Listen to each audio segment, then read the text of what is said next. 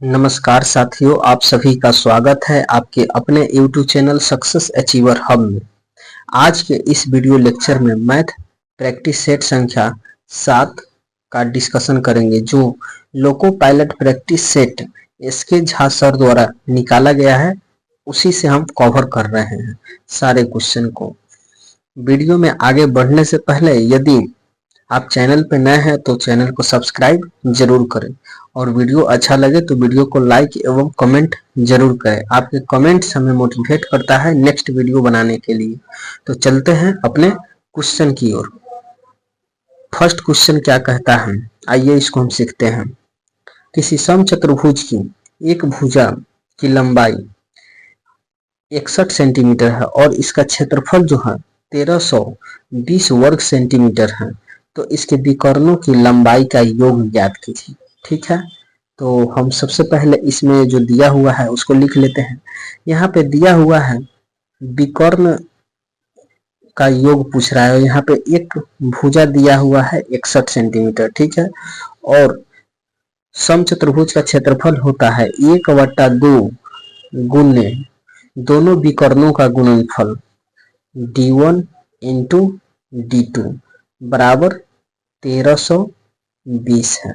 यदि हम d1 into d2 का वैल्यू निकालेंगे तो 2 से इधर मल्टीप्लाई होने के बाद में आएगा 2640 के बराबर।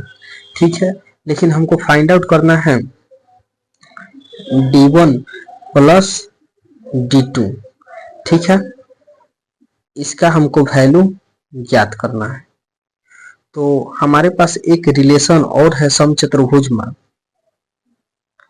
d1 square plus d2 square is equal to होता है 4a स्क्वायर। ठीक है, तो हम फिलहाल इसका यूज करते हैं। ठीक है, तो इसके लिए हम एक यहाँ पे देख सकते हैं कि a का वैल्यू यहाँ पे दिया है 61। ठीक है, तो इसको हम क्या इस प्रकार लिख सकते हैं, d1 का स्क्वायर प्लस d2 का square is equal to 2a का होल स्क्वायर। 2a का होल स्क्वायर यहाँ पे लिखेंगे। ठीक है, तो हमारे पास रिलेशन निकल करके आ जाएगा। अगर एक जगह हम 61 वैल्यू पुट कर देते हैं तो कितना हो जाएगा, 61 दूनी 122। तो d1 square plus d2 square बराबर 122 का स्क्वायर हो जाएगा। ठीक है, तो हम फिर आगे चलने से पहले नेक्स्ट पेज ले लेते हैं। अगले पेज पे देखते हैं। यहाँ पे हमारे पास वैल्यू निकल के आया है d1 इंटू d2 बराबर 2640 है। ठीक है, और d1 का स्क्वायर प्लस d2 का स्क्वायर बराबर हमारे पास है 122 का स्क्वायर। 122 का जब आप स्क्वायर करेंगे तो यह 14,884 के बराबर आता है। 14,884 के बराबर आता है। ठीक है, तो यदि हम दोनों तरफ अगर 2d1 इंटू d2 ऐड कर दे तो d1 प्लस d2 का होल स्क्वायर का फॉर्मूला बन जाएगा। तो यहाँ पर d1 प्लस d2 का होल स्क्वायर बराबर होता है d1 का स्क्वायर प्लस d2 का स्क्वायर, जिसका वैल्यू कितना दिया है 14,884 दिया है, प्लस 2 d1 इंटू d2। तो d1 और d2 का वैल्यू यहाँ पर कितना है 2640 है। तो इसमें 2 से मल्टीप्लाई करेंगे तो कितना हो जाएगा 5280।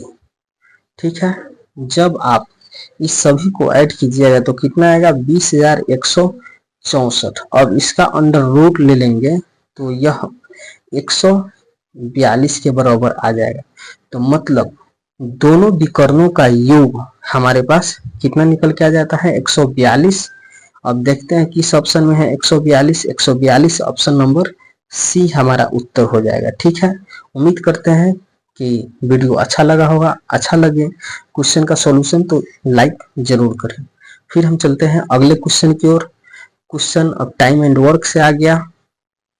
तो इसको भी सीख लेते हैं। ए और बी एक साथ किसी कार्य को 12 दिन में पूरा कर सकता है, जबकि ए अकेले इसे 15 दिन में पूरा कर सकता है। वे एक साथ कार्य करना शुरू करते हैं, लेकिन कार्य ए जो होता है कार्य समाप्त होने से 10 दिन पहले कार्य छोड़ देता है। ठीक है, तो ए और बी ने साथ मिलकर कितने दिन कार्य किया, यही पूछ रहा है। ठीक है, तो आइए हम इसको सॉल्व करते हैं।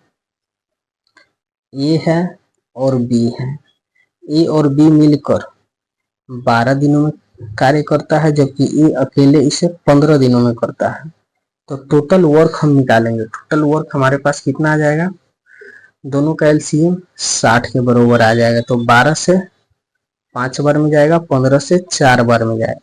तो ए और बी का इफिशियंसी कितना आ जा रहा है, ए का इफिशियंसी 4 आ गया। यहाँ ए प्लस बी का इफिशियंसी 5 है, जिसमें कि ए का अकेले 4 है, तो बी का कितना बचा, ए बचा, मतलब 1 यूनिट।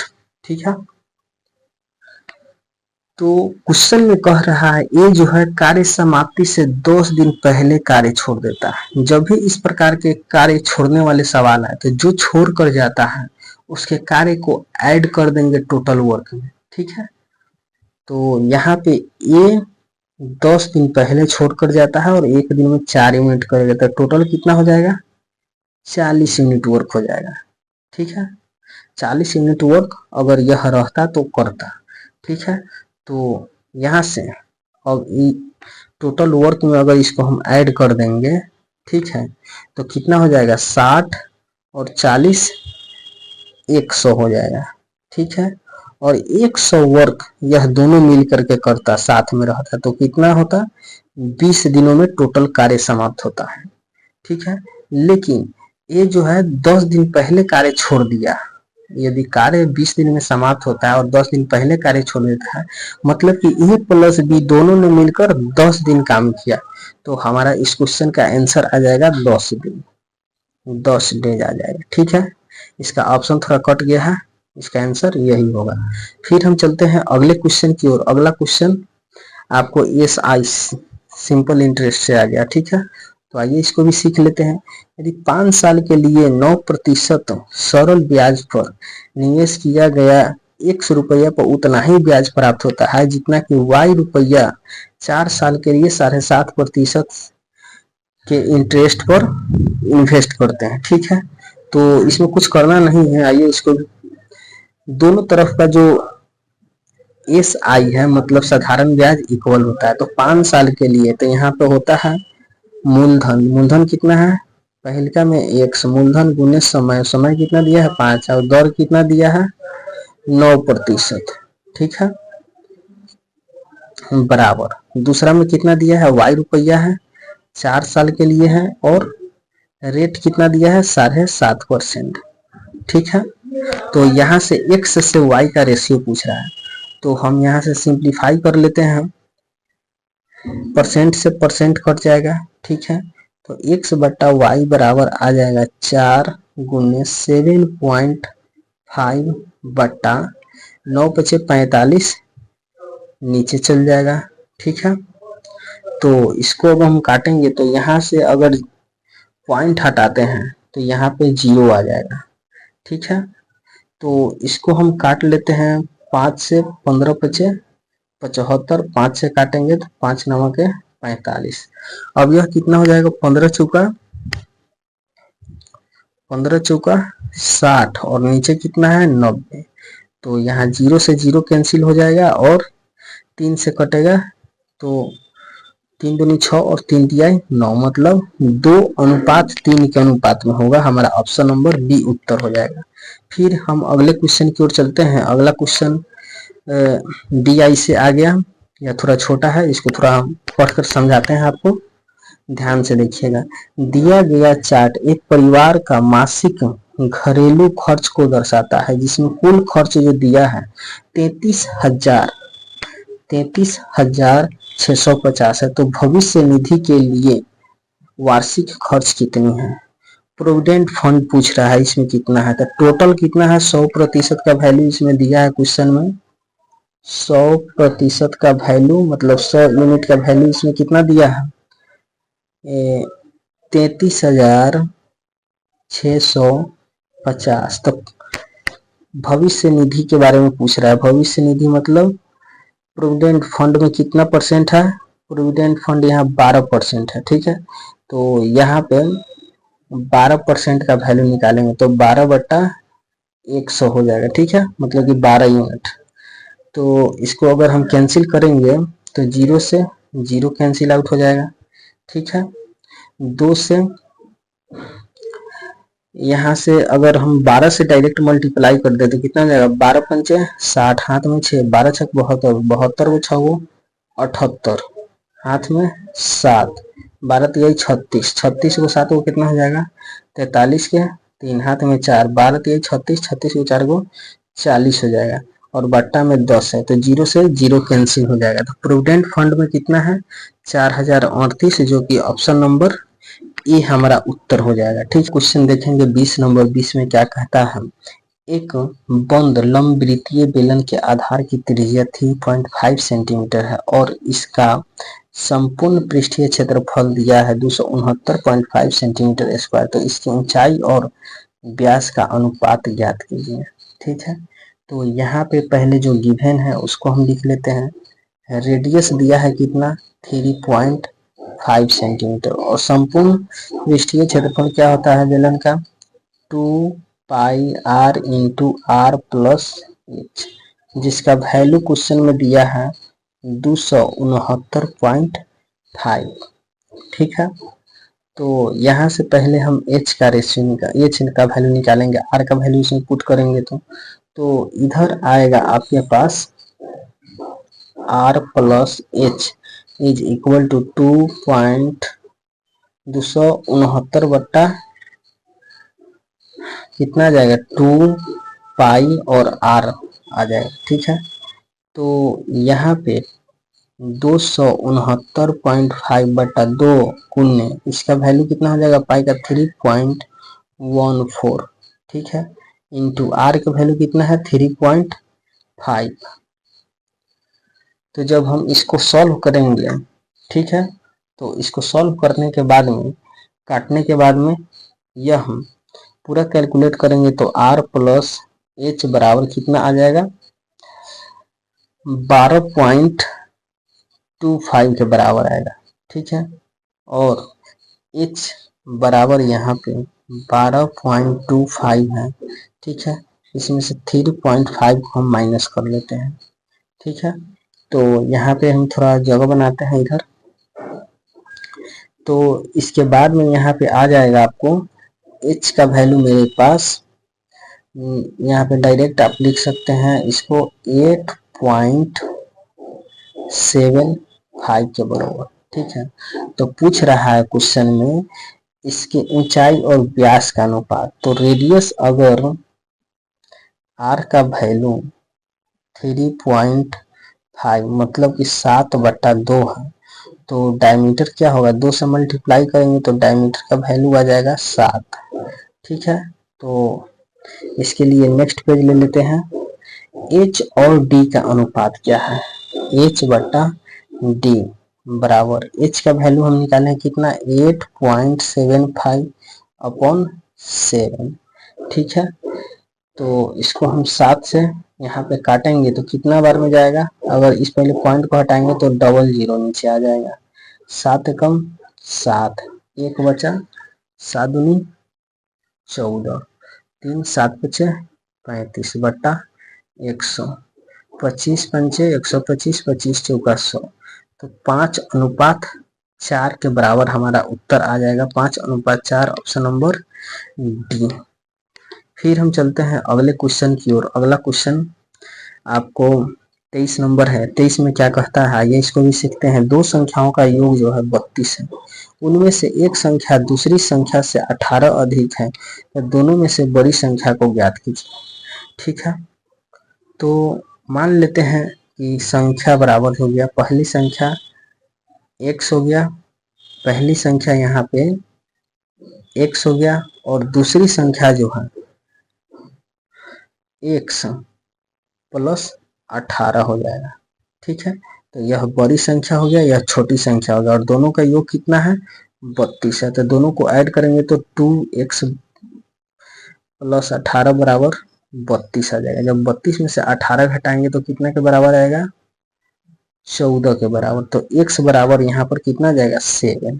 तो इसमें क्या पूछ रहा है, दोनों में से बड़ी संख्या ज्ञात कीजिए। तो बड़ी संख्या क्या हो जाएगा, 18, 7 वो प्लस 18 कितना हो जाएगा, 25। तो इस प्रकार हमारा ऑप्शन नंबर बी उत्तर हो जाएगा। फिर हम चलते हैं अगले क्वेश्चन की ओर। अगला क्वेश्चन आ गया आपको 26 नंबर। चक्रवृद्धि ब्याज, चक्रवृद्धि ब्याज के एक निश्चित दर पर निवेश की गई एक धनराशि 10 वर्षों में 3 गुना हो जाती है। तो कितने वर्षों में यह धन 9 गुना हो जाएगी। ठीक है, तो यहाँ पे आप इसको ध्यान से समझेंगे। चक्रवृद्धि ब्याज पर कोई निश्चित राशि जो है, ठीक है, निवेश की गई एक धनराशि 10 वर्षों में स्वयं का 3 गुना हो जाता है। मतलब कोई राशि अगर 1 रुपया इन्वेस्ट करता है तो यह 3 रुपया हो जाता है। कितने वर्षों में, 10 वर्षों में। तो यह 9 गुनी कितना साल में हो जाएगा।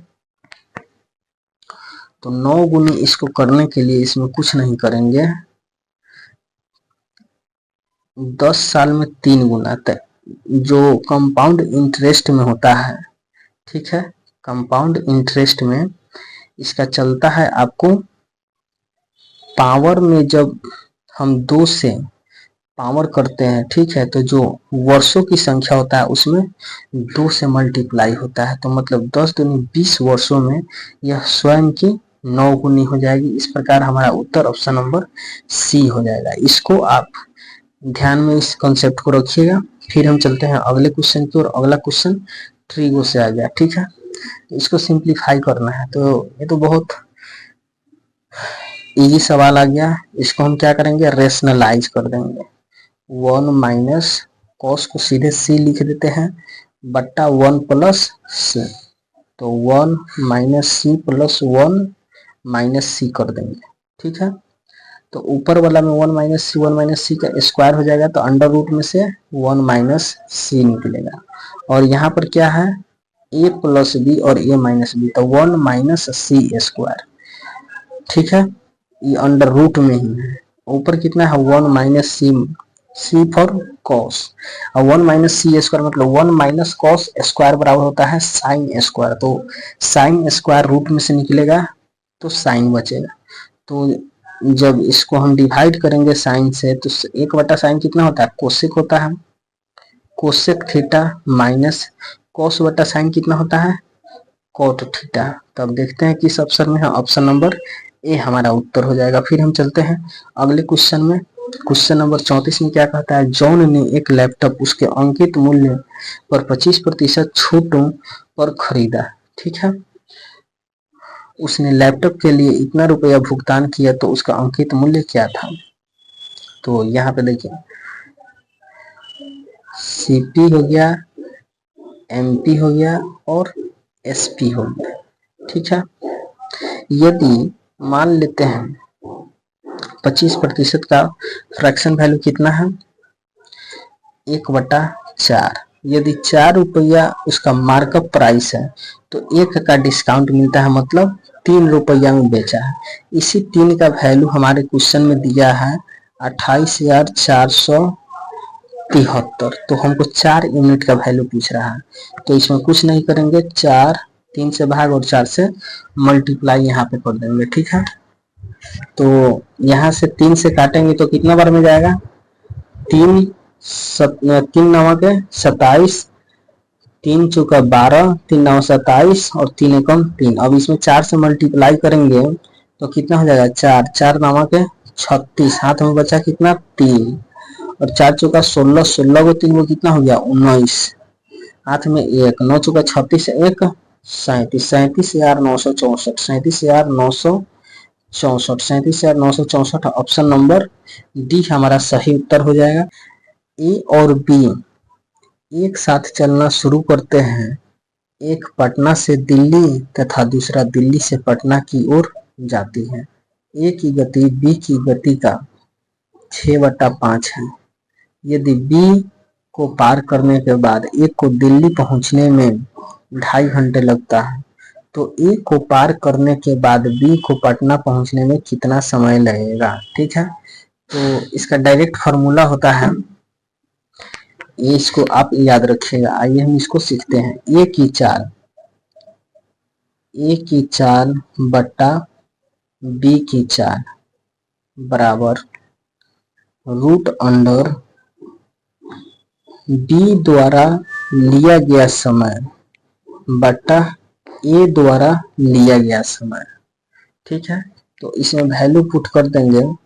दोनों का स्पीड का रेशियो यहाँ कितना दिया है, 6/5 बराबर रूट अंडर बी का जो है समय निकालना है और ए द्वारा लिया गया समय दिया हुआ है 2.5 के बराबर दिया है।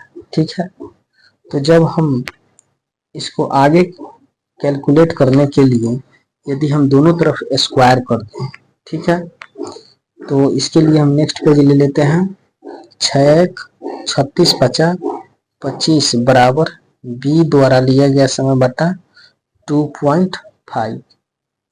ठीक है, तो यदि क्रॉस मल्टीप्लाई करें, ठीक है, तो यहाँ से आपको 25 से 25 कैंसिल आउट हो जाएगा और यह पॉइंट जो है तो यहाँ पे 10 बच रहा है,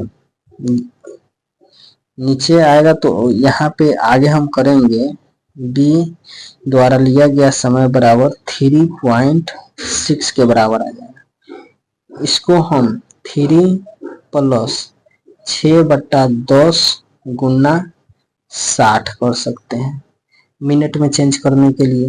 तो 0 से 0 कैंसिल, तो 3 घंटा 36 मिनट का समय लगेगा। अब देखते हैं 3 घंटा 36 मिनट किस ऑप्शन में है। 3 घंटा 36 मिनट ऑप्शन नंबर बी हमारा सही उत्तर हो जाएगा। फिर हम चलते हैं अपने नेक्स्ट क्वेश्चन की ओर। अगला क्वेश्चन क्या है, आंकड़ा दिया है, ठीक है, एक डेटा दिया है जिसका माध्य 6 है, जिसमें x y क्या है, स्थिरांक है। x को 2x + 1 में बदल दिया जाए और y को 3y + 2 में बदल दिया जाता है, तो इसका माध्य जो है 4 बढ़ जाता है। मतलब कि पहले 4 था तो अब कितना आ जाएगा, 4 और 6 था तो अब 10 निकल करके आ जाएगा। तो माध्य निकालने का क्या होता है, सबका सम कर देते हैं, ठीक है, और जितना रहता है उतना से डिवाइड कर देते हैं। 8 5 13 13 गो 14 14 गो 14 4 18 18 गो 3 गो 21 21 गो 9 गो 30 + x + y बटा कितना है 1 2 3 4 5 6 7 8। तो 8 से डिवाइड करेंगे तो 6 के बराबर आएगा। तो यहाँ से x + y बराबर कितना हो जाएगा, 8 6 48 48 में से 30 जाएगा तो 18 के बराबर आ जाएगा। ठीक है, इसको आप समीकरण 1 मान लीजिए। ठीक है मेरे दोस्त, यहाँ पे x को अगर रिप्लेस कर देते हैं 2x + 1 से और y को रिप्लेस कर देते हैं 3y + 2 से, तो कांस्टेंट राशि में 2 और 3 का इंक्रीमेंट हो रहा है। मतलब कि 33 + 2x + 3y बराबर कितना हो जाएगा बटा 8 और इसका कितना रहा है 10, 10 8 80, तो 2x + 3y बराबर 80 में से 33 जाएगा तो कितना होगा 47 बचेगा। ठीक है दोस्त, फिर जब हम दोनों को सॉल्व करते हैं, ठीक है, तो इसमें क्या पूछ रहा है, x का मान पूछ रहा है, सिर्फ x का मान पूछ रहा है। तो हम पहले का समीकरण में 3 से मल्टीप्लाई कर देते हैं तो कितना हो जाएगा 3x + 3y बराबर 18 तिरका 54, और इसमें से इसको हम घटा लेते हैं तो 2x + 3y बराबर 47। तो x से 3y से 3y कैंसिल हो जाएगा, x बराबर कितना बचेगा 4 और 3 7, जो कि ऑप्शन नंबर डी हमारा उत्तर हो जाएगा। फिर हम चलते हैं अगले क्वेश्चन की ओर।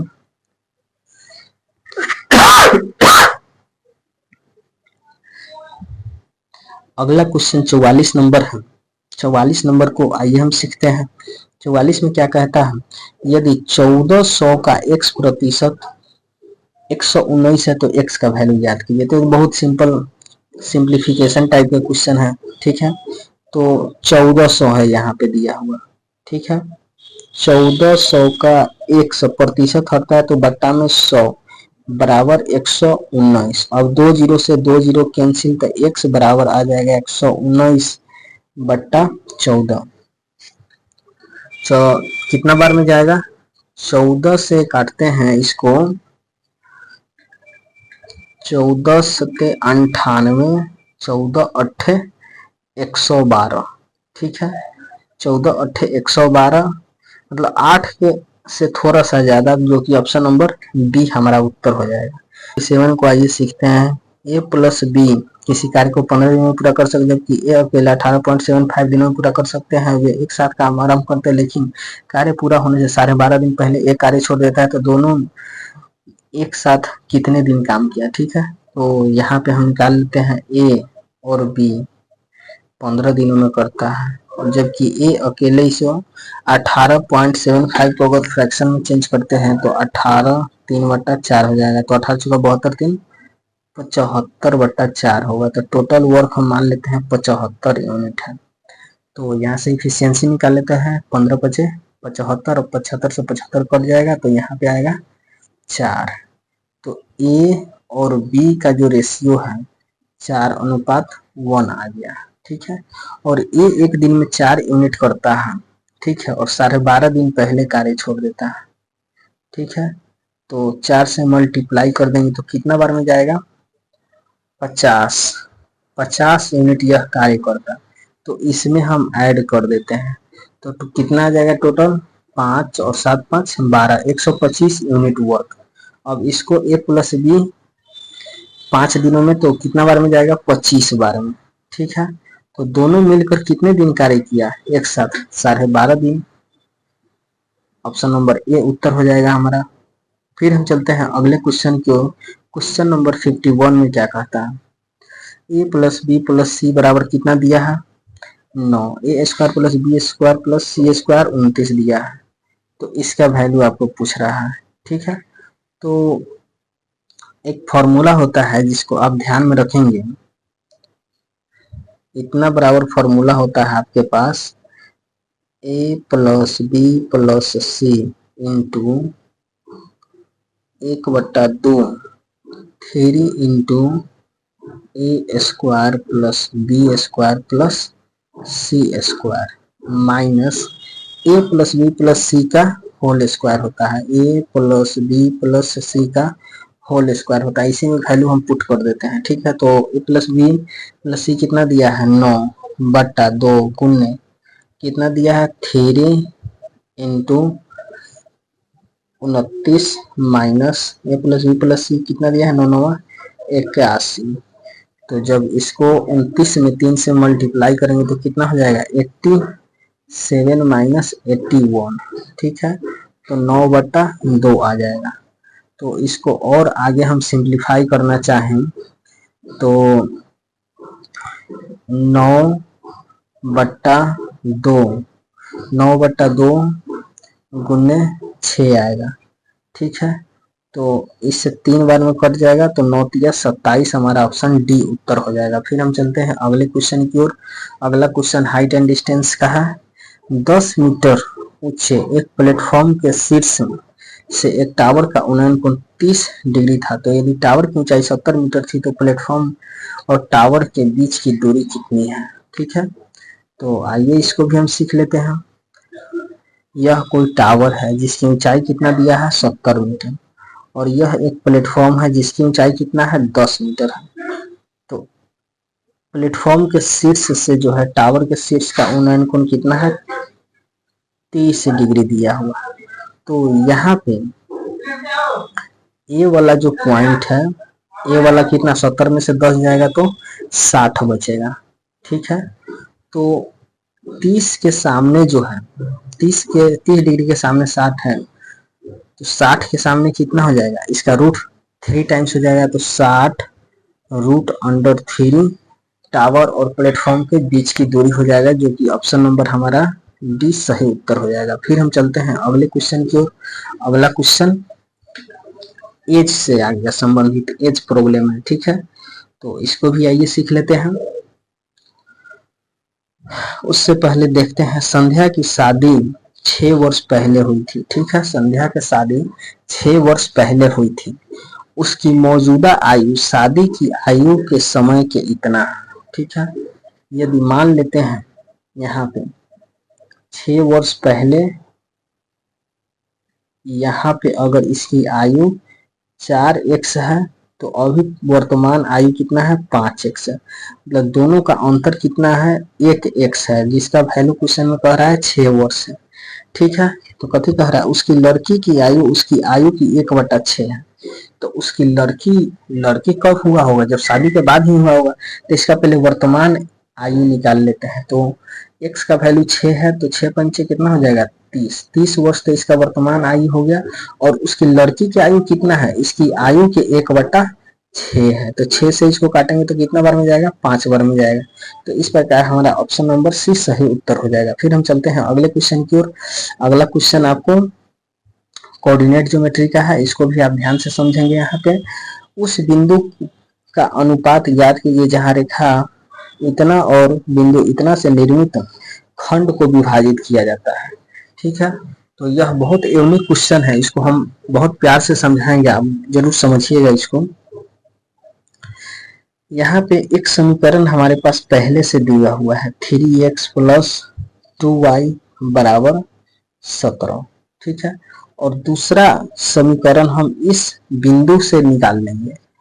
दो बिंदु जब भी दिया हो और उससे समीकरण बनाने के लिए हमारे पास फॉर्मूला होता है y - y1 बट्टा y2 - y1 बराबर x - x1 बट्टा x2 - x1। तब इसी में वैल्यू को हम पुट कर देंगे।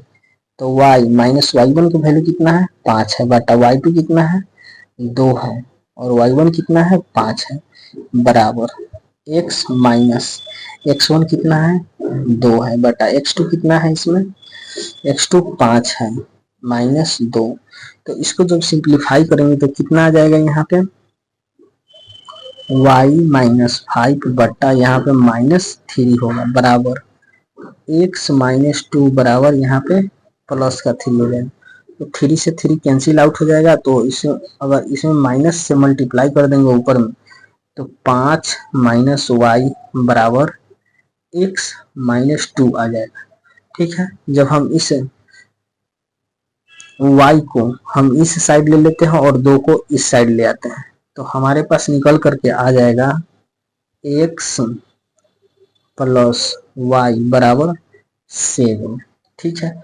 और इसी दोनों समीकरण का जो इंटरसेक्शन पॉइंट दिया है, ठीक है, इंटरसेक्शन पॉइंट, ठीक है, तो वह किसी बिंदु को किस अनुपात में विभाजित करता है, वही हमको फाइंड आउट करना है, ठीक है। तो इस सब को हम इरेज कर लेते हैं। यहाँ पे, यहाँ तक तो आपको समझ में आ गया होगा, ठीक है।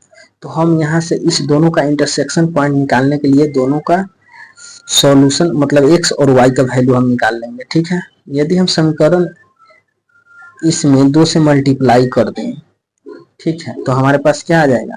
इसके लिए नेक्स्ट पेज ले लेते हैं हम, 3x + 2y बराबर कितना दिया है, 17 दिया है। और अगला क्या दिया है, 2x + 2y बराबर 7 दूनी 14, और घटा लेंगे माइनस माइनस माइनस, तो 2 से 2 कैंसिल हो जाएगा। x बराबर हमारे पास 3 आ जाएगा। x बराबर 3 आ जाएगा तो x + y बराबर अगर 7 है तो y की वैल्यू 4 आ जाएगा, ठीक है।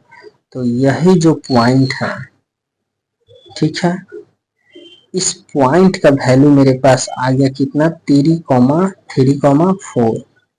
तो इस यह जो पॉइंट है इस रेखा खंड को किस अनुपात में विभाजित करता है, तो मान लेते हैं m/n के अनुपात में विभाजित करता है।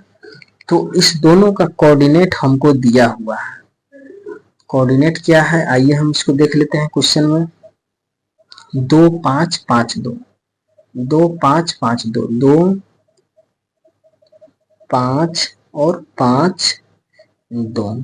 तो यहाँ पे फॉर्मूला होता है M X two plus N X one बटा एम प्लस एन। तो एम एक्स टू कितना है 5m plus N X one कितना हो जाएगा 2n बटा m प्लस n बराबर x कोऑर्डिनेट 3 आ जाएगा। तो इसको हम क्रॉस मल्टीप्लाई करेंगे, ठीक है। तो क्रॉस मल्टीप्लाई करते हैं, उससे पहले इधर थोड़ा हम इसको खाली जगह कर देते हैं। तो क्रॉस मल्टीप्लाई करने के बाद में यहाँ पे क्या आएगा 5m plus 2n is equal to 3m plus 3n।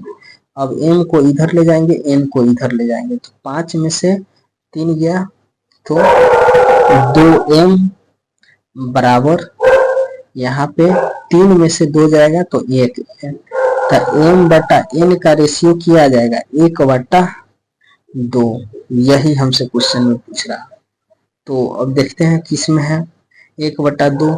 Option number D हमारा उत्तर हो जाएगा। तो इस क्वेश्चन को आप ध्यान से अपने नोटबुक में लिख लीजिएगा, यह बहुत इंपॉर्टेंट क्वेश्चन है। यह अगर एग्जाम में आएगा तो मैक्सिमम बच्चा इसको छोड़ करके आएगा। फिर हम चलते हैं अगले क्वेश्चन की ओर। अगला क्वेश्चन आपको मिक्सचर का आ गया, ठीक है। एक मिश्र धातु है जिसमें सिल्वर, तांबा और जास्ता का अनुपात दिया है।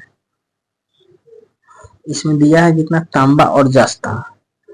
तांबा मतलब कॉपर, जास्ता मतलब जेडेन का अनुपात 21:16 है। और फिर निकेल और जस्ता का अनुपात, निकेल और जस्ता का अनुपात 7:24 दिया है, ठीक है। तो हम पहले जस्ता को कंपैरिजन कर लेते हैं। तो कॉपर, निकेल और जस्ता 16 और 24 को इक्वल करने के लिए इसमें 3 से मल्टीप्लाई करेंगे, इसमें हम 2 से मल्टीप्लाई करेंगे। तो कॉपर कितना हो जाएगा 21 दिया 63 और निकल कितना हो जाएगा, निकल 7 दूनी 14 और जास्ता हो जाएगा 24 दूनी 48। तो पूछ रहा है कि इसका कॉपर, जस्ता मतलब जेडेन और निकेल का अनुपात। तो 63 48 14, 63 48 14 ऑप्शन नंबर बी हमारा उत्तर हो जाएगा। यदि समीकरण दिया हुआ है जिसका मूल वैल्यू होता है अल्फा और बीटा शून्यक है, ठीक है। तो इसका डायरेक्ट फॉर्मूला होता है x बराबर -b plus minus root under B square minus 4ac बट्टा 2a, ठीक है। तो यहाँ पे हम सभी का वैल्यू पुट कर देंगे। b की जगह कितना है -2, तो माइनस माइनस प्लस हो जाएगा, तो यहाँ 2 हो जाएगा। Plus minus root under b की जगह -2 है तो -2 का स्क्वायर 2 दूनी 4 हो जाएगा। -4 गुने a की जगह 1 दिया है x का कोफिशिएंट और c की जगह -1 दिया है बटा 2 और a की जगह 1 है तो यहाँ पे 2 प्लस माइनस रूट अंडर, यहाँ माइनस माइनस प्लस हो जाएगा तो 4 4 को 8 हो जाएगा। तो 8 का क्या हो 8 हो जाएगा यहाँ पे बट्टा 2। तो इसको और हम सिंप्लीफाई करना चाहें तो 2 प्लस माइनस 8 का अंडर रूट कितना होता है 2 रूट 2 बट्टा 2। अगर 2 कॉमन लेके काट देते हैं, ठीक है, तो हमारे पास क्या निकल करके आ जाएगा। इसके लिए हम थोड़ा यहाँ पे स्पेस ले लेते हैं। तो x बराबर 1 प्लस माइनस रूट अंडर 2 आ जाएगा। तो यहाँ से अल्फा बराबर 1 प्लस रूट अंडर 2 आ गया और बीटा बराबर 1 माइनस रूट अंडर 2 आ गया। तो हम alpha square plus beta square का वैल्यू निकालते हैं। तो यहाँ पे हम इसके लिए नेक्स्ट पेज ले लेते हैं।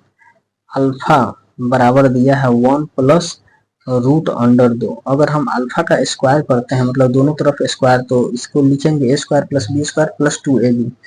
तो इसको हम डायरेक्ट रिजल्ट लिखते हैं 3 plus 2 root under 2 alpha square आ जाएगा, ठीक है। और बीटा का वैल्यू 1 माइनस रूट अंडर 2 है, तो इसको भी अगर स्क्वायर करेंगे तो बीटा का स्क्वायर बराबर 3 माइनस 2 रूट 2 आ जाएगा। तो यहाँ से alpha square plus beta square बराबर क्या आ जाएगा, 3 दूनी 6 आ जाएगा। तो कोई भी समीकरण है, ठीक है, कोई भी समीकरण द्विघात समीकरण बनाने के लिए हमारे पास दो वैल्यू पता रहता है, तो उसका एक्स स्क्वायर माइनस मूलों का योग इंटू एक्स प्लस मूलों का गुणनफल, तो अल्फा इंटू बीटा। तो अल्फा इंटू बीटा का वैल्यू हमको यहाँ पे जरूरत पड़ने वाला है, ठीक है। तो alpha square plus beta square निकालेंगे, ठीक है। तो यहाँ पर भी स्क्वायर हो जाएगा बराबर 0 के इक्वल आएगा। तो यहाँ पे हम एक चीज का वैल्यू नहीं निकाले हैं, अल्फा इंटू बीटा का। तो दोनों का अगर हम ए प्लस बी है और ए माइनस बी है, तो दोनों का स्क्वायर करेंगे तो 1 का स्क्वायर 1 और रूट अंडर 2 का स्क्वायर -2 बराबर -1 आएगा। अगर स्क्वायरिंग करेंगे दोनों तरफ तो अल्फा स्क्वायर और बीटा स्क्वायर बराबर 1 आ जाएगा। तो यहाँ पे हम वैल्यू पुट कर देते हैं, तो x square minus alpha square plus beta square का वैल्यू कितना है, 6, तो 6x आ जाएगा। और अल्फा स्क्वायर बीटा स्क्वायर का वैल्यू कितना है, +1 बराबर 0। यही हमारा समीकरण निकल करके आ जाएगा, जो कि ऑप्शन नंबर चेक कर लेते हैं। ऑप्शन नंबर यहाँ पर ऑप्शन नंबर बी में दिया हुआ है, तो यही हमारा ऑप्शन नंबर बी उत्तर हो जाएगा।